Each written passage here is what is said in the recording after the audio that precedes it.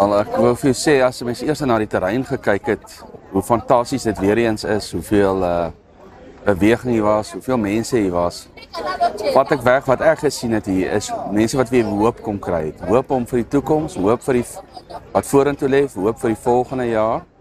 Dis maar wat elke boer my elke keer sê, volgende jaar gaan die beter een wees. So definitief, ek dink die hoop het ons weer gehelp hierdie jaar om aan te gaan. En jy het baie tydens na sy gesprek en sessie het jy vertel hoe belangrik dit ook vir jou is om te deel, om inligting te deel en aan ander boere te bemoedig. Waar kom dit vandaan en wat beteken dit vir jou om te deel, maar ook om van ander boere te leer?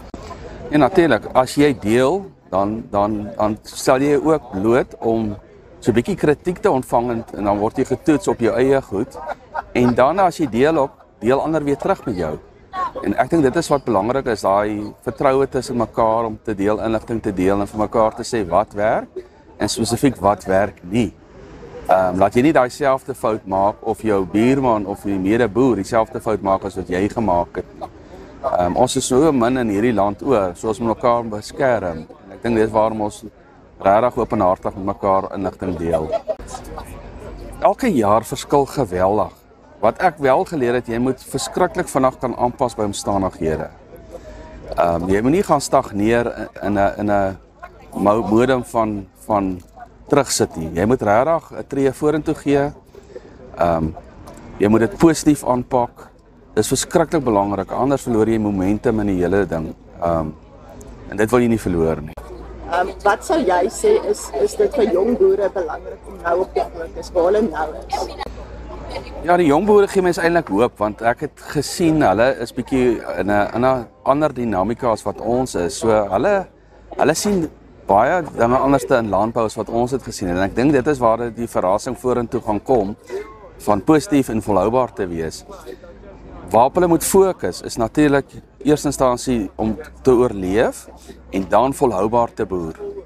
As hy dit nie gaan leer nie, dan gaan hy nie lank boer nie. So hy moet regtig in sy omgewing gaan kyk. Wie is die boere wat veranderings toepas? Wat se veranderings pas hulle toe? En sal dit hom help om volhoubaar te kan boer? So hy moet regtig gaan rondbeweeg en inligting kry in sy gebied waar suksesvolle boere is na wie hy kan opkyk.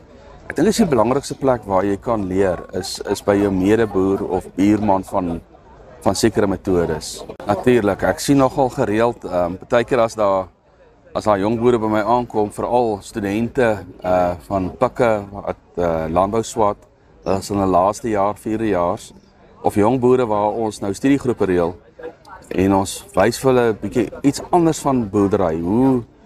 Nie die ou metodes, 'n bietjie meer kom ons sê bewaring, volhoubare metodes. Dan op die ou en dan vra hulle vir my, oom, hoe gaan ek my pa verander? Nou op daai een het ek nie 'n antwoord nie.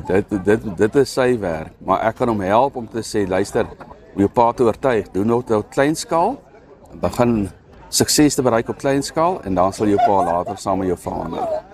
Wat is 'n laaste boodskap wat jy vir die mense van Nampo en vir die boere van Suid-Afrika wil gee vir die res van die jaar?